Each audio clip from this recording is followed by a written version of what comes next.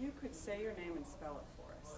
Okay, my name is Gifford Pinchot, and I spell it Gifford Pinchot. Great. I passed the first test here. That's right. We're keeping that for posterity so that we don't mess it up. Your first book you wrote in 1985. Have you seen a change in corporate America towards entrepreneuring? It's present everywhere in corporate America, and it's also fought everywhere in corporate America. So there's lots of people who believe in entrepreneuring, and then there's people who don't. And so everyone who's doing it will find that you have supporters who are protecting you, and you have the corporate immune system, which is bearing down on you and making life difficult for you.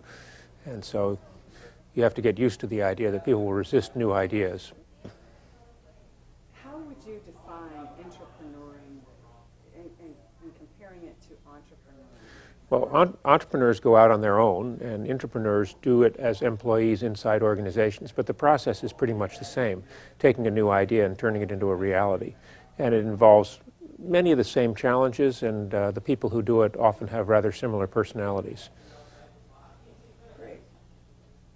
Why do you think there's still so much reticence toward encouraging entrepreneurship within companies? I think that many managers see themselves as powerful because they can tell people what to do. So the idea that people will do things on their own or have their own ideas is threatening to them. What future do you see for engineers? I mean, as they, particularly our students, as they're leaving Lawrence Tech with engineering degrees, many of them will go to work for big, for large corporations or small companies. Where do you see the future for engineering? Well, I think that engineers need to understand that if they want their dreams to come true, if they want to be able to take a great design and make it happen in the world, that they have to take more responsibility than just an engineering responsibility, that they have to take responsibility for selling it inside the organization and seeing that it gets out to the world in the right way.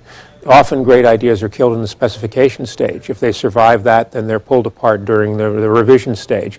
And you have to fight for what you believe is right all the way through that process. And if you think that somebody else is going to do it for you, you're probably mistaken.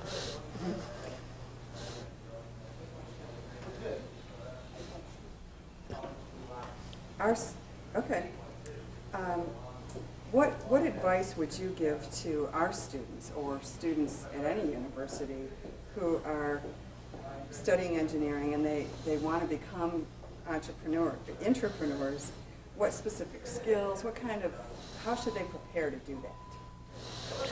Well, I think that you have to understand more about business than you would normally be taught if you weren't out looking for that. And secondly, you have to understand your own heart. You have to, in order to be an entrepreneur, you have to do something that aligns with something deep inside you. Because when the going gets tough, what keeps you going is that you really care about it. You believe in your design. You believe that what you're doing in the world is going to make the world a better place. And then when all those people get in your way, you see them as inconveniences rather than formidable obstacles, and you move on through. But if you're just doing it because you think that it's a good thing for the company and you don't really care about it yourself, the chances that you'll have the persistence to actually make it happen are pretty low. So you got to give yourself permission to have both a head and a heart if you want to be successful as an entrepreneur. Are there any specific skills, do you think, that people need? I think there are lots of specific skills. You have to know how to write a business plan because you're going to have to be able to defend your idea on business grounds. You have to understand a bit about marketing so that you can understand who it is you're building it for and what kind of research has to be done for you to understand what they really need and want. You have to know a little bit about corporate politics so you can defend the idea, and you probably need to know a little bit about business models and finance. So I think some understanding of business in general is really important for an engineer.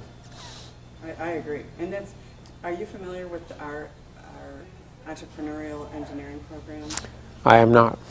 That's part of it. I mean, you can get a certificate in entrepreneurialism so that you learn about establishing a business plan and strategic planning and marketing. Now, all that stuff is very important for an entrepreneur. What else do you think the university can do to prepare graduates for entrepreneurship? I, of course, am somewhat handicapped here because I don't know exactly what the university is doing, but I believe that. I don't know how to answer that question because I don't know what you're doing. Yeah, because no, that's fine. Yeah. He's not really familiar with our program, so it's a shot in the dark. Yeah. Well, your presentation tonight. Yeah. There will be people who are working in corporate America there in this area.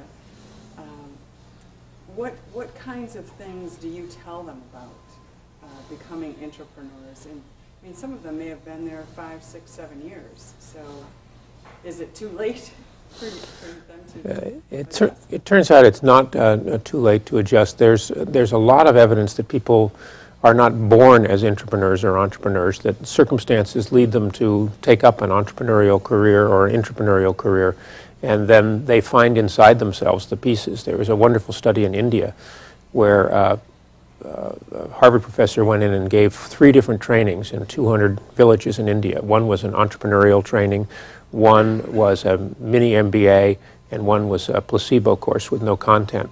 And then he came back 2 years later and measured the level of entrepreneurial startups. And the ones that got the entrepreneurial training had twice as many as a placebo, and the ones that had the mini MBA actually had 15% less. And what that shows is that there's an entrepreneur buried within most of us, and what you need to do is recognize that things which were beaten out of you in school, beaten out of you in the corporations, perhaps even your parents didn't approve of your entrepreneurial spirit, that when you want to do something new, you've got to get that part of yourself back. And if you can find the passion and find the willingness to continue on with your own internal direction rather than letting other people tell you what to do, then you have a chance of doing something really great. That's exactly what I was looking for. I don't really have any other questions. What about you? You've heard what he talked about. What do you wish you had learned in your educational experience that the kids today don't seem to be getting? Well, some of it's really mechanical. I wish I had learned accounting at a much earlier age so that I was more interested in keeping track. I think in my early business career I was very focused on sales and not very focused on cost control, and that was a mistake. I'm learning a lot now about psychology that I think is really interesting. I just read a book called The General Theory of Love, which I highly recommend to anyone who is interested in how the human mind works. So I think that what we have to do is broaden ourselves by looking at all areas of learning. I would agree. I think that's missing, is the whole liberal arts, excuse me, the liberal arts focus, reading more. So many of our young people, get their news and information electronically and don't read to get any more depth on the subject. Are you planning a 4th book? Yeah, I'll do a 4th book, probably on ecopreneuring. My life is now focused on sustainability, and I'm concerned about the direction that the planet is heading. So, how do we deal with the great issues of running out of things, poisoning the planet, the incredible difference between the rich and the poor? All these things challenge our society right now, and so that's where I'm spending my time working on that. Right now I'm kind of tied up. I'm running a new business school that focuses on bringing the issue of social justice and sustainability into the business curriculum, and that'll probably take me a few more years before I have time to write a book, and then I'll do another book. Gifford, do you think that's the real fertile field for entrepreneurship in the future? Might be the eco-preneuring, as you're calling it? Well, Societal good? I think that if you look at what society really needs to prosper, eventually we're going to move in that direction or destroy ourselves. And so the human race has a tendency to run up to the edge of the cliff and then turn back at the last moment. So I think that it's probably a pretty good prediction. If you look at what's going on in Europe right now, you see the government is tremendously involved in trying to shape the society towards sustainability. And so U.S. product manufacturers, one of our students is the head of sustainability for Hewlett-Packard, and she'll go into a design meeting and say, oh, that's a beautiful printer you're making there. I guess that's for the U.S. market, isn't it? And they say, oh, no, that's for the global market. And they say, well, she says, I don't think so. You know, you can't sell that in Europe. It has 1.3 watts on off. It has to be under 1 watt. And where's your design for disassembly? You're going to get this thing back at the end of life. Do you know what it's going to cost you to take that apart and recycle it? You have to basically start over. And so what's happening is that we can see the future in various other parts of the world. And if we don't begin stepping up to that here, then we're going to design things that have a very limited lifetime. That's true even of the hybrid vehicles. You know, I can see where ecopreneuring and intrapreneuring will meet, because, you know, you can design a really awesome hybrid vehicle, but what do you do with it, like you say, at the end of its lifetime?